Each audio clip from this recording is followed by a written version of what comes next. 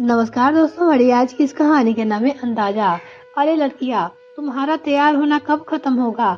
घुड़सवारी का वक्त होने आ गया है और तुम लोगों का सजना संवरना ही पूरा नहीं होता। केतकी बहू, तुझे तो रमन को काजल लगानी है। जल्दी से आजा तैयार होकर। आज कांता जी ने छोटे बेटे की शादी है, शांता जी की।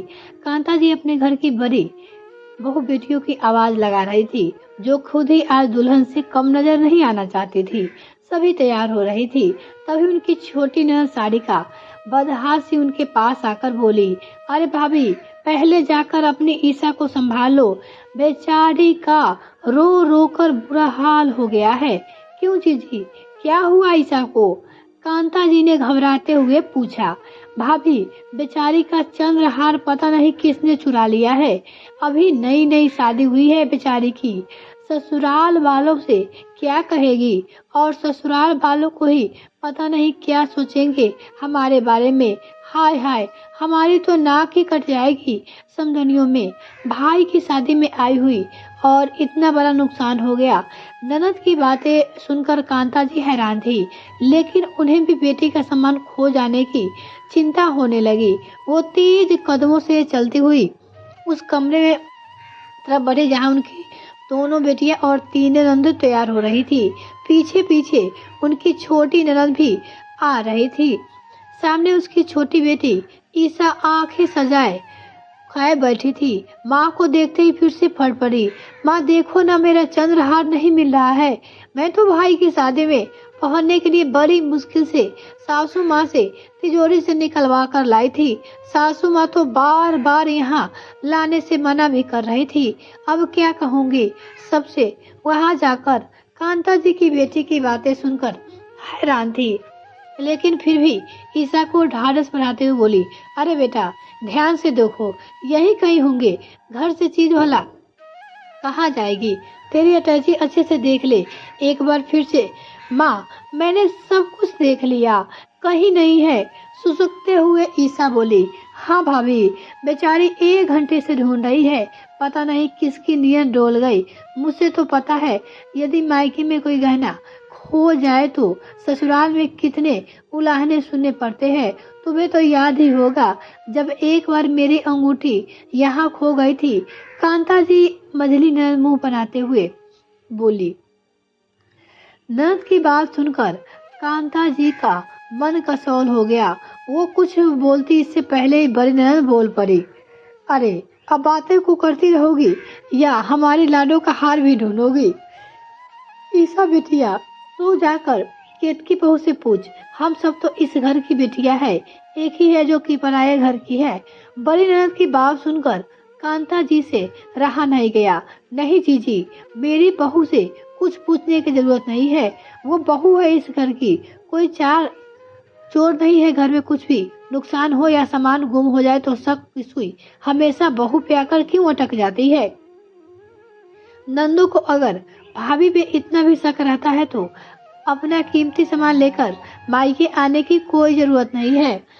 कांता जी बोली, लेकिन भाभी, हार तो गुम हुआ है ना।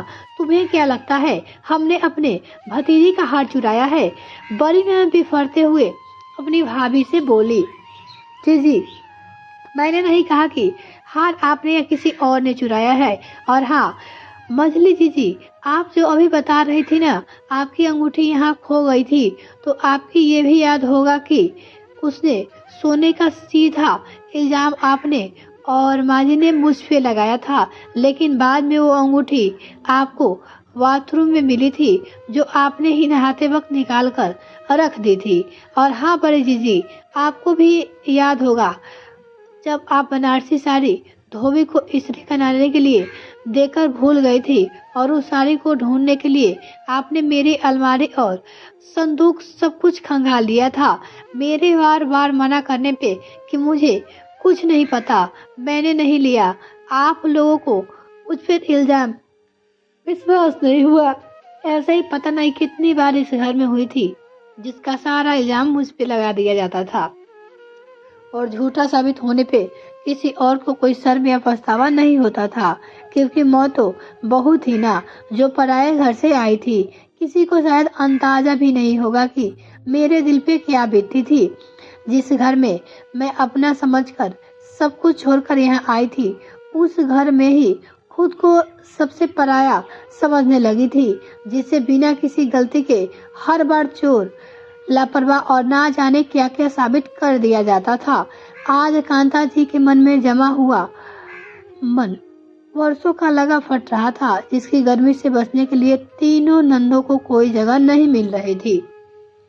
थोड़ी देर सांस लेने के बाद कांता जी बोली, खैर मेरे साथ जो हुआ सो हुआ, लेकिन मैं अपनी बहू की कभी कटघरे में खड़ा होने नहीं दूंगी। ये घर मेरी बहुओं का भी है और मैं अपने घर में मैं उन्हें चोर नहीं कह सकती। मैं अपनी बहू को अच्छे से जानती हूँ कि वो कैसी है। अरे उससे तो अपने खुद के गहने भी नहीं संभालने हैं, वो भी उसने मेरी अलमारी में ही रखे हुए हैं, और वो क्या किसी और के गहने पे नजर डालेगी। और हाँ जी, जब बहू से हम यही उम्मीद करते हैं कि वो इस घर को और हमें समझे, तो हम बहू को पराया क्यों समझे। सारी नंदे और कांता जी की दोनों बिटिया चुपचाप कांता जी को मुंह ताक रही थी। वही दरवाजे के बाहर खड़ी उनकी बहू केतकी भरी आंखों से अपनी सास पे गर्व कर रही थी, जिन्होंने उन्होंने आत्मसम्मान पर कोई आंच नहीं आने दी। उसे आज बहुत ही अच्छा लग रहा था कि उसकी सास उस पर विश्वास करती है। ये सब बातें चल ही रही थी, तभी ईशा का पतिदेव विनोद कमरे में आया और ईशा को एक पैकेट पकड़ाते हुए बोला, ईशा ये लो तुम्हारा चंद्रहार। जब माँ ने तुम्हें टोक दिया कि इतना भारी हार शादी वाले घर में ले जाकर क्या करोगे, तो तुमने गुस्से में आकर ये हार वहीं टेबल पे पटक दिया था और बाद में रखना भूल गई थी। दामाद की बातें सुनकर सब एक दूसरे का मुंह देखने लगे। ईशा छीपते हुए बोली, ओह मैं तो भूल ही गई थी। हिमा के टोकने पे ही मुझे अच्छा नहीं लगा था, मैंने हार निकालकर वहीं रख दिया था। ईशा अपने पति से और सबसे बोली। कांता जी पर सर आज सबके सामने गर्व से ऊंचा हो गया था।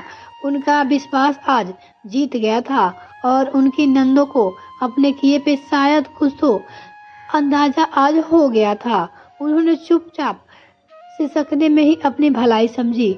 उन्हें समझ में आ गया था कि अपने समय में उन्हें जो करना था वो कर लिया, लेकिन भाभी पे इल्जाम लगाने की ये परंपरा अब आगे इस घर में नहीं चलने वाली है। इतनी देर में होते हुए देख कांता जी पति भी वहां आ गए और ताना देते हुए बोले, तुम औरतों को तैयार होने में पता नहीं इतना वक्त क्यों लगता है। अरे शादी तो दूल्हा दुल्हन की होने वाली है, तो तुम लोगों को कौन देखेगा। अब चलो जल्दी, नहीं तो तुम्हारे बिन तो हम बारात लेकर निकल जाएंगे। कांता जी के पति आकर बोले। सब फटाफट अपना अपना सामान समेटकर शादी में शरीक होने के लिए चल दिए। और आज वो अपनी बहू पे इल्जाम नहीं लगाई। अगर वो अपनी बहू पे इल्जाम लगाई होती तो पता नहीं क्या होता। सही समय पर उसने सही निर्णय लिया। आपको ये कहानी कैसी लगी दोस्तों, प्लीज कमेंट में लिखकर बताइएगा। इस वीडियो को देखने के लिए बहुत बहुत धन्यवाद।